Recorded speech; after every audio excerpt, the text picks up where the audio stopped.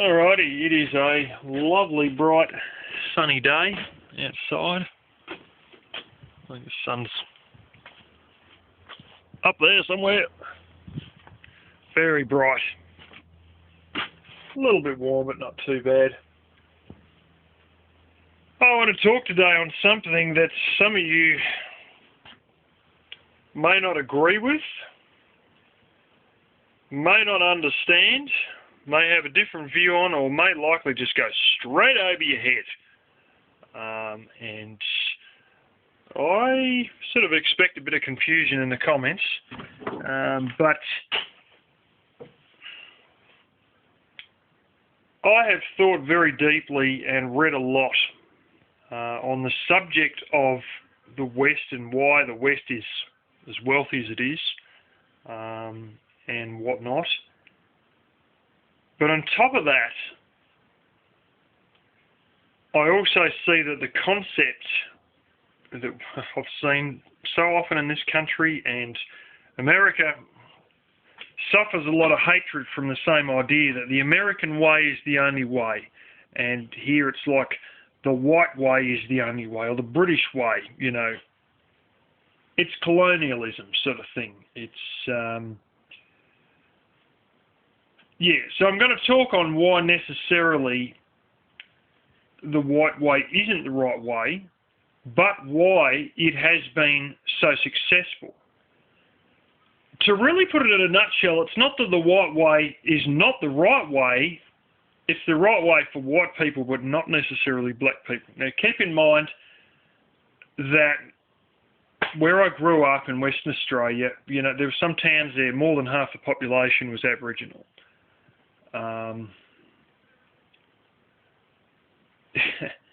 There's a politically correct girl at work who, and if you're possibly listening, Mrs. HB, first day I talked to this girl, hit me like a ton of bricks. You know, first told me about her kids and her family as we were waiting for the boss to come so we could unlock the place and get in. This was before I had a key and before she had a key. And that was fine. And then the second conversation we had on the same day, she wanted to ram this politically correct shit about Aboriginals down my throat. Claims that she's lived out in these areas. You know, similar areas that I have in a different state though. And holy hell, she must have been in a plastic bubble if she didn't see what I've seen. I've seen a lot of crap, you know, a lot of violence, a lot of bullshit. Didn't see it directly, but, you know, you'd hear secondhand about all this sort of stuff. There's one friend of my mum's was, you know, involved firsthand in a shitstorm of a situation. There is a lot of violence amongst them, but a lot of that has got to do with having white culture forced on them. And that sort of, you know, things are sort of spiraled downhill from there because they've lost their own culture with having, well, basically this policy they had of herding up the ones that look the most whitest and try and convert them into white way of thinking. And more often than not, they were jammed into these big Catholic-ran missions to convert them into, you know, priests or whatever, you know, jammed in these bloody dormitories, you know, and it just didn't suit them, you know, and it never has, and it probably never will. That's the thing, you know, there's,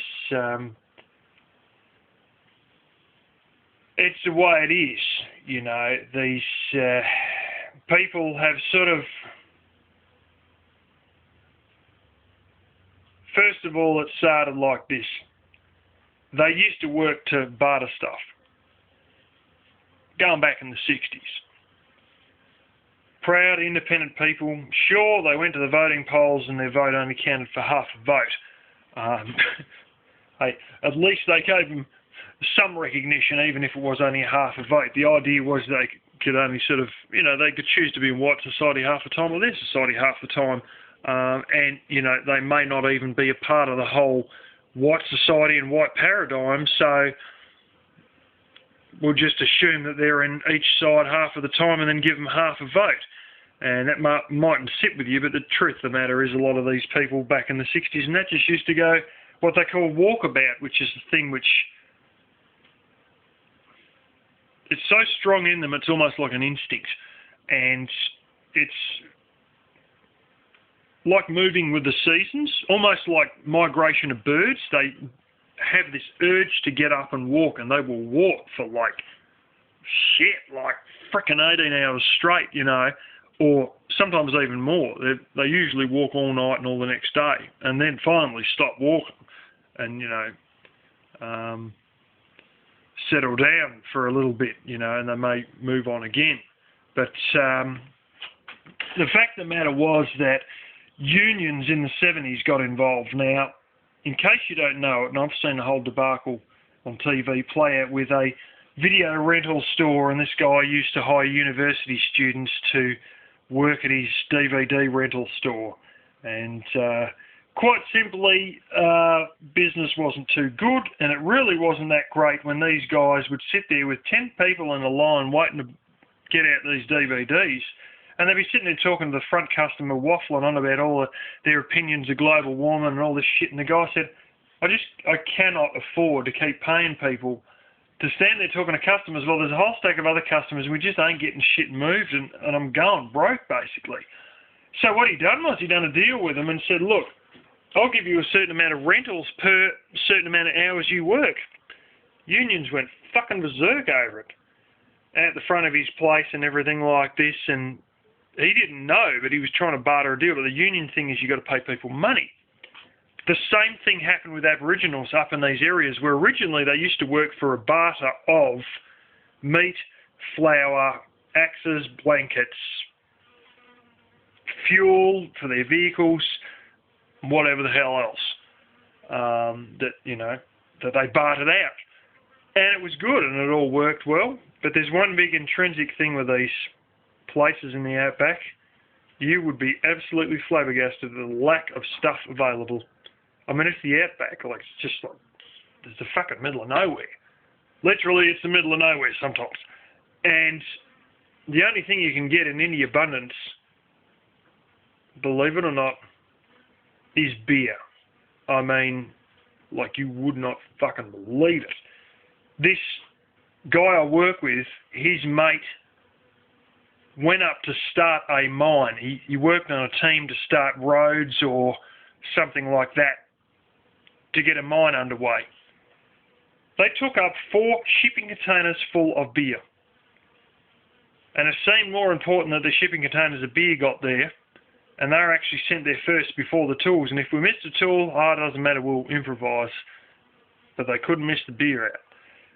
The thing is, in these areas, the only thing that's in any real supply is beer.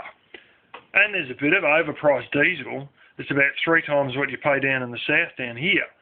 But beer is the only thing you can really get hold of easily with your money. And as a result, you know, they started paying them money and are on the fast track to alcoholism. And because of a lack of a certain enzyme in their guts, they are, and this is not fairy shit, this is something that my sister can tell you as part of her nutritional, elective that she done in university. And they miss a particular enzyme in one of their intestines. They don't process alcohol as well. They get far more drunk off the same amount of alcohol. And, you know, it just turned them into alcoholics. Purely by not really just the introduction of alcohol, but the fact that they were paid money, and the only thing they could really buy quite easily directly from a shop was alcohol. And, you know, and it just, and their sensitivity to it made it just spiral out of control. And, you know, add to that welfare, and I shit you not, if I was black and living on the edge of the desert, I would make more money sitting on welfare, which I would never have to get off it my entire life, than I would working at the piggery right now. I'm not shitting you. They make about another $70 a week more if I was black and living on the edge of the desert and doing nothing than I am working this job right now. That is no shit. And I've looked into the actual welfare office figures because they have them available in pamphlets on a big wall of pamphlets, and I went and looked them up about a year and a half ago, and that's as true as I stand here. They make more on welfare than I do working. Fact of the matter is, then they claim, oh, they're disadvantaged because they're not getting jobs. So what we'll do is we'll increase their welfare. Fuck! The reason they ain't working is because they're getting so much welfare they don't need to. But in essence, you know, I remember they were hard up in one case, the transportation costs of getting basic food. Just they're only after potatoes, and the cost of the potatoes per potato was the same as what it is for like 2 pounds of potatoes out here. I shit you not. Like as in weight-wise. Like about a kilo of potatoes was the same price as they were paying for a single potato. And it's just, it was bonkers. Now, of course, they're off-grid. These people, the government representative who used to have to go out there, they interviewed him on the radio, and he said to call it remote is an understatement. It's several thousand kilometres from Darwin and about double that distance from Perth. And it's just, it's the middle of nowhere, you know.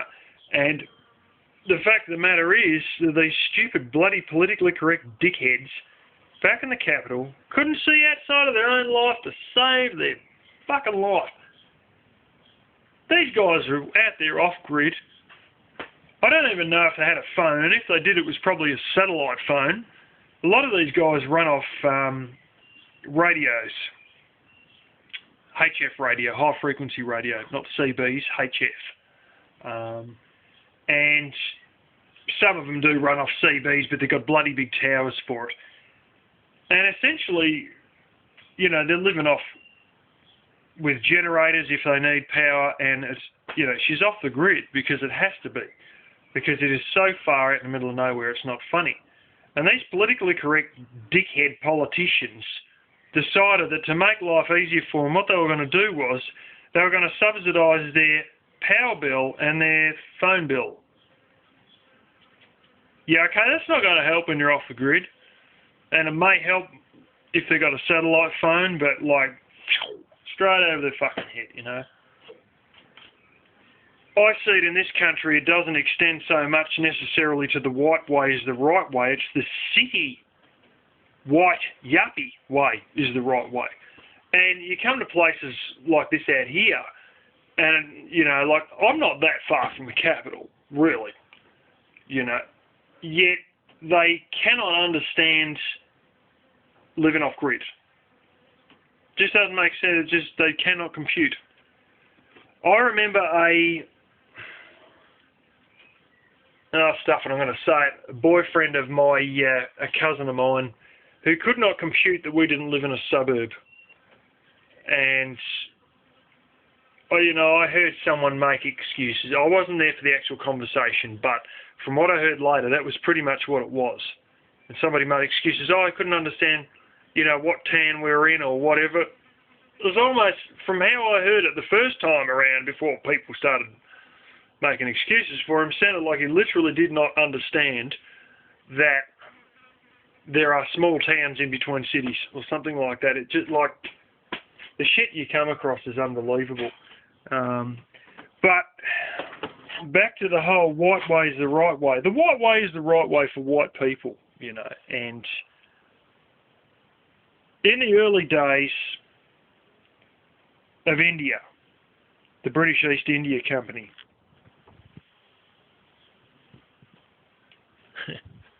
little lizard watching me.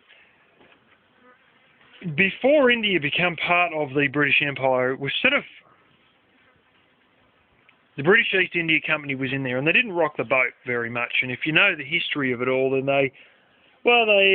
one bloke come along and they did rock the boat, and they had their own private soldiers, and they essentially took over India for their own purposes. Initially, when they were there, they knew that the white way didn't necessarily win, but they were there as traders. They would deliberately wear the local clothes, but as time went on, and this bloke went, and used private armies to try and basically overthrow parts of India. You talk about corporate raiders. This was literally corporate raiders, and it was a corporation with its own private army trying to take over a country. It's as simple as that. And I did watch a documentary on it, and it was bloody interesting. And then it sort of got to the point where they ran the show, and then they started to run it their way, and then they started to sort of distance themselves from these same people that they were ruling by only staying inside their big fancy grounds and trying to grow British plants in India and trying to dress Indian and dress English in the Indian humidity and heat, and build English-style buildings and basically disconnect themselves from the local people. And then it went worse when, and they actually blame this on Victorian-era women, the late 1800s or whatever, that they then started to look down on them as being, inferior, or more or less they were superior. And then things sort of went downhill from there. And, that sort of, led to them no longer having India. And essentially, if you understand a lot of the British colony, they did lose touch with, a lot of different subjects in their colonies. They knew how to motivate or basically manipulate people previously. Then, when they lost the ability to sort of know what people wanted and how to play both sides and all that sort of stuff, or their goals, and these people sort of had seen one or two British colonies get independence, and then that was it. The game was pretty much over. But there's so many instances whereby we have succeeded. White people have succeeded, there's no doubt about it. We have done this through having a civil society. That's one big thing. I don't think people realise how big a thing that actually is. Just plain old civil society, that I can sit here in my house without some bastard trying to put an axe through my front door. I can sleep here at night, I can lock the door, or usually I don't lock the door, and I'm fine. And I know that my neighbour is not going to try and steal shit off me every 5 minutes or put an axe through the door. That alone is a big thing. And I don't think people, unless you know people and work with people who come from war zones, which I have, you don't understand how big a thing civil society is, that it allowed the West to become great. Now, the secondary thing, obviously, is science and technology, smelting steel and engineering and mathematics, and ultimately automation. And not just automation, chemistry for the purpose of, agriculturally growing things, pesticides. Farming has made a hell of a step since DDT. I'm not saying DDT is good, but it was the first chemical commonly used, and just the ability to do chemistry for pesticides and insecticides really boosted farming like you got no fucking clue if you don't really read into it. And the other one, of course, is obviously medicine and medical stuff. And the ability to keep thinking new ideas and using logic and moving ahead. I'll tell you another concept. There's what's basically, I don't have any around here, but it's basically an elastic band that's really thick and really small, and they call them elastrator rings. And you have this thing that looks like a set of pliers, and it's got these 4 little fingers that go out like that. There's a little ball on the end of each finger. And you slip the ring over, but because of the little balls, it won't sort of pop off. And you open it up, put it over their balls, and there's a way you sort of flick it out backwards, and bang, this ring goes on their balls. It actually goes above the testicles and basically cuts off the blood supply to the scrotum. It falls off and it's all clean as hell. Prior to that, they used to do the old method that I've seen done on rams that were left a little bit too late. And you don't see it done very often at all. And there's a handful of ones that, the balls are too big and whatnot, or they're just far too old for that. And they literally, I know you're not going to like this, guys, but they literally snip off the bottom of their scrotum and pull the testicles out. And they literally just chop it off. And then after they chopped them off, they may put a elastrator ring around it. But back in the old days, what they used to do was basically just chop them off and put on some sort of a, lime or some sort of a thing to, I don't know if it was tar or ash or something, to dissuade the flies from getting into it. But some of the older ones I've seen, they'll chop them off and then they'll put a lacerator ring on it. But hey, back in the day, they used to cut them all off like that. And quite simply, the losses amongst male lambs by castrating them, which is getting rid of the balls, turning them into what we call wethers, which is a castrated male ram, male sheep. Ram's a non-castrated one. Their loss rate was fucking unbelievable. It was like 30 or 40% would die from that. Now, obviously, experimentation, thinking about this thing, trying new ideas, they come up with an elastrator ring. You know what the losses are now from putting an elastrator ring on? Fucking zero. Just zero. Just nothing. They don't die from it.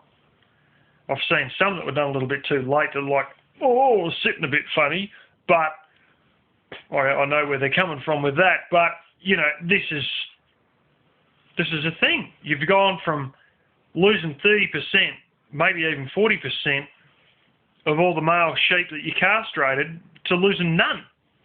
And this constant development of different new things, and even a World War II one, plastic.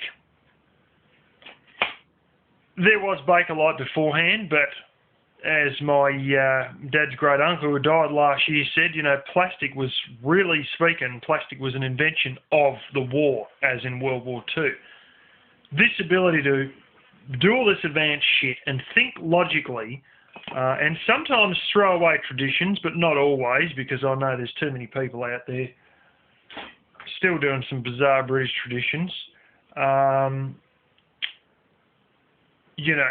Some of these bullshit traditions, getting rid of those has helped advance things. You look at Victorian etiquette from the 1800s, some of it was ridiculous. Girls would wear corsets and squeeze their guts in, and then, they'd keep fainting all the damn time. So then you'd buy smelling salts to waft under their nose to get them to wake up again, because women are all very delicate. Well, if you stop squeezing the fucking life out of them with a corset, maybe they aren't quite as delicate as you thought they were,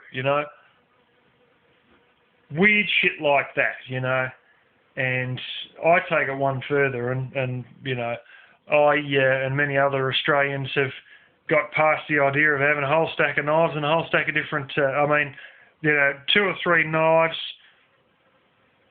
3 forks and 5 spoons, I've got really advanced and got past the idea of eating off dishes that have to be washed. And I'll tell you what, if there was a disposable bloody frying pan, I'd be using the bastards as well. But some of these traditions are what hold people back in a way. The part of the Hindu tradition is the caste system, which they've since banned the caste system, but it's sort of built into their own religion. And shit, it stifles things quite a bit. In China, they've got, because you can never get up and get ahead, and those who have got the ability to work shit out and think for themselves and really fucking get somewhere, take a risk and get somewhere, can get somewhere in the West. You can't do that if you're one of the untouchables in India, sort of thing. They've made it illegal over there, but then apparently amongst immigrants here, some of them are still trying to use the caste system against each other inside Australia. And you've got Muslims in Sydney practicing Sharia law on each other. But anyway, that's getting off the track. But maybe it isn't when you look at some of the things of Sharia law. But, I'll give you an example in Africa and all that. Witch doctory still goes on. I have a relative who is a granny, who has sort of learnt bits and pieces of different natural medicines. They're right into natural medicines after a cousin of mine used to have terrible allergies as a young boy. And they sort of got right into natural medicines. And, they'll tell you Chinese China's got some great ideas when it comes to medicine. Their medicines work. I can vouch personally that Chinese medicine is freaking good. It's better than Western herbal medicine. Western herbal medicine's good. Chinese medicine is even better. But you look at Africa, and this person could tell me this straight out, and they said it's just witch doctory. It's just bullshit, And I'll give you a good example. And I read this one in a book, and I'm sure my relative could elaborate with further examples, but there's a photo on a case that was shown in a book. Guy's wife was sick. What do? How do we diagnose the sickness? The witch doctor, the husband and the wife went to the market. They bought a goat, just some random fucking goat at the market. Now what do?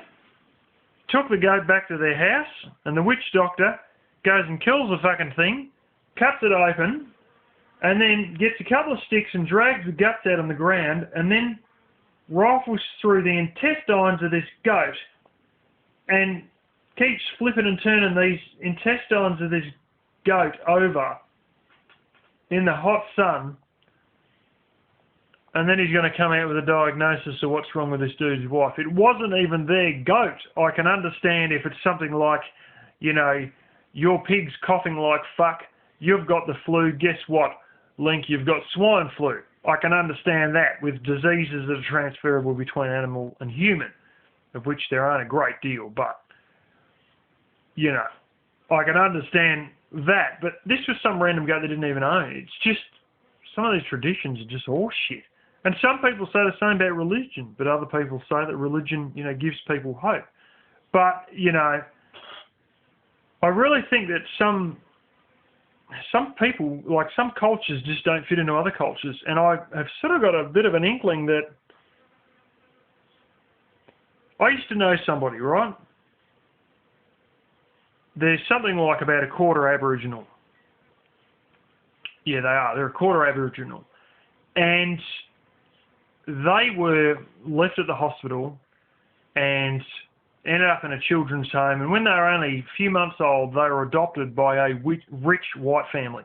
But this person carries so many of the traits and tactics and everything of Aboriginal people. One day they said, tell me about Aboriginal people to me mother, and they didn't know. And yet, you drive past their house and they're hanging clothes out on the sheep fencing. That is something that is wholly and solely a little thing that Aboriginals always seem to do.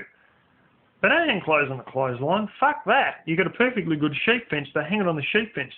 Nobody told this woman. This woman had had no other experience with anyone else Aboriginal, knew absolutely nothing about the culture, yet there she was. Oh, fuck the clothesline, I've got to stretch up for that, I'm just going to hang them on the fence. And that's something that's wholly and solely Aboriginal. And it's almost like as though this culture is, I believe, almost genetically in people. Because she had no exposure to her previous family for any more than about fucking a couple of hours as a little tiny baby just born, and that was it. And yet she carried so many of these traits. And, you know, in essence, with tradition and all that, you see a lot of white traditions, and Aboriginals don't get it. You know, it does not compute. This idea of owning land does not compute. The other one is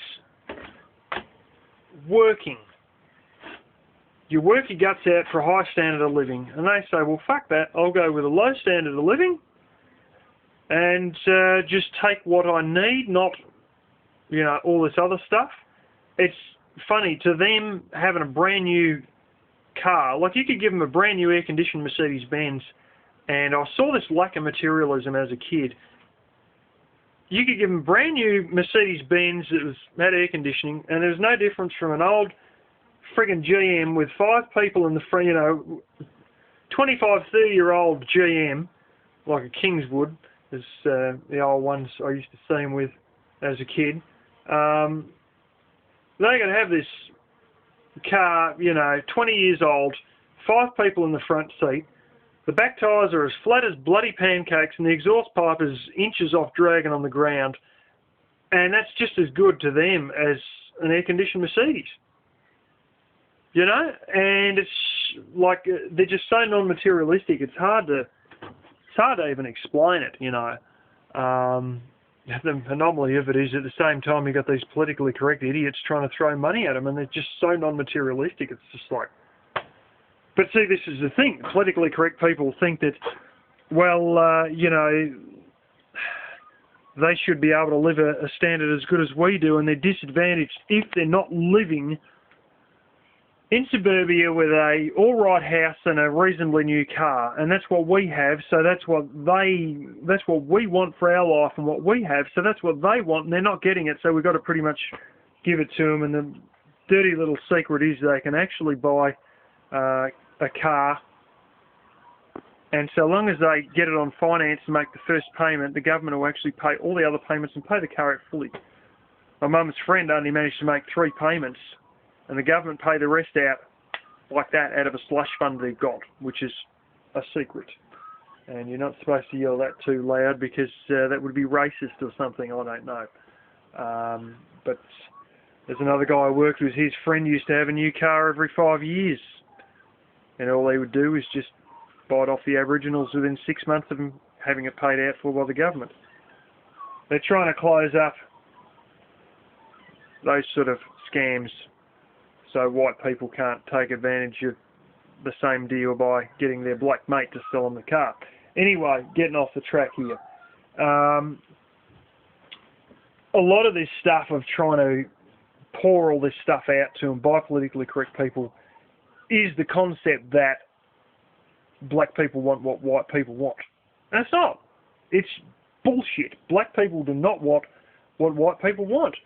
Otherwise, they'd all be trying to friggin' move into the city and buy a brick place that's so close to their neighbour they can literally hear them fart, and, you know, trying to get a reasonably new car and spend most of the time watching a 70-inch flat screen TV with their evening when they're not working. But Aboriginals, you know, they're happy to live with a lower standard of living and not work, you know. And when you really look at the amount of people that have all these,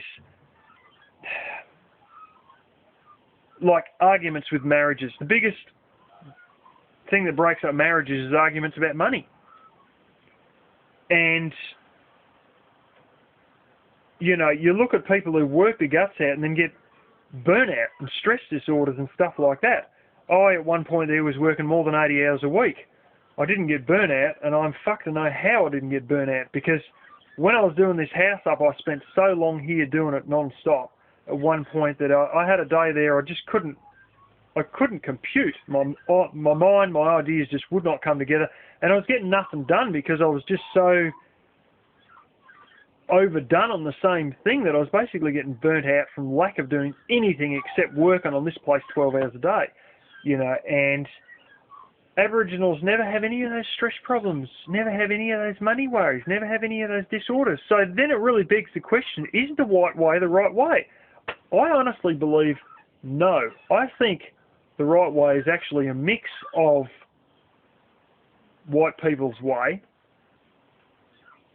and we can grab and tweak a few ideas from other cultures that work bloody well, because they do work well, and I realise that some British traditions are crap, like having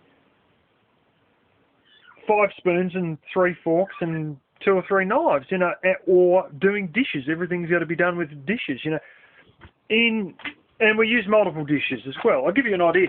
I don't know how many years had Vietnamese hot pot. Basically, they make this stuff, put it in a pot, and they got like the Asian greens and the mushrooms and maybe a bit of friggin' chicken or whatever else they've got, and their flavourings and all that shit.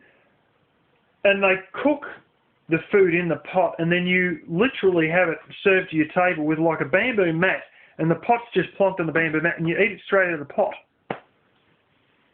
And yet here, as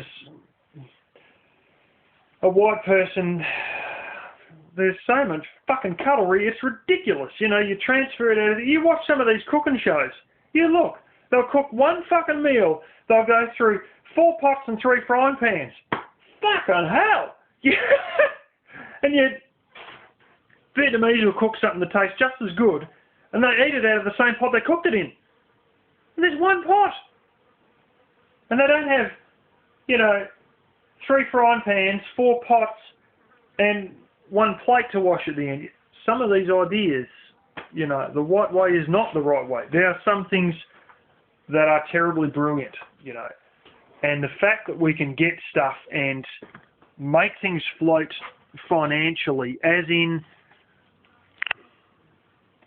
this excludes all subsidised industries, but when you can work out how to make something financially viable and profitable, because there's so many things that are done in other places out of tradition, that they, just have to be done or whatever, or, and a lot of these things don't make sense financially. They're not financially viable.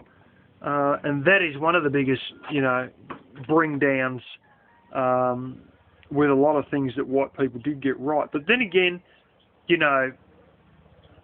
why are we chasing all this money in the first place? Is it so we can flog our guts out like hell and then have enough money to buy a 70-inch flat screen when we finally get a chance to relax after a 12-hour day? Is it worth working 80 hours a week to drive a Mercedes-Benz if you never get a chance to even enjoy the friggin' thing? These are questions that sometimes come through my head, when I start to question if the white way is the right way. And, I'll tell you a little story. There's this story about this dude who lived in Fiji or some shit, something like that. One of these little micronations, tropical island joints in Asia. And he had a British tourist come up to him, and he'd gone out and he'd got on this boat, and he had a little boat, just a little shit box, tiny little thing, and went out and got his fish and,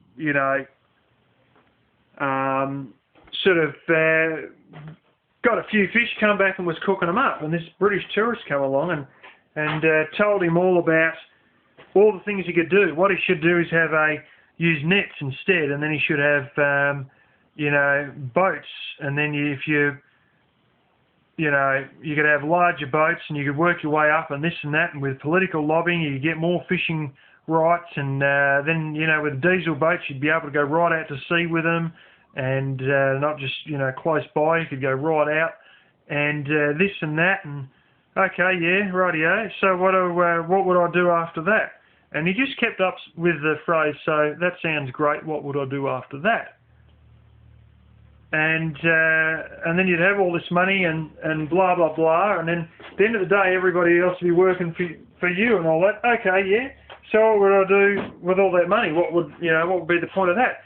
Well, what you could do is then, you know, when you've done all that, you could retire and live on an island and pretty much spend most of your days doing what you want to do. And when you feel like it, you could just go fishing as you felt like it. Yet he failed to see that the guy's existing life was exactly like that without starting some goddamn fishing corporation with, 200 employees and 15 fucking boats, you know? You know what I'm saying? The white dude didn't get it. That he, was telling this Fijian dude that he could fight like a dog to finally work his guts out and do all this stuff to then finally get what he already bloody well had. It's just, it's interesting, but anyway, that's all a bit of food for thought, and my batteries is probably getting low on this, or my memory's about to run out, so I'll leave you with that.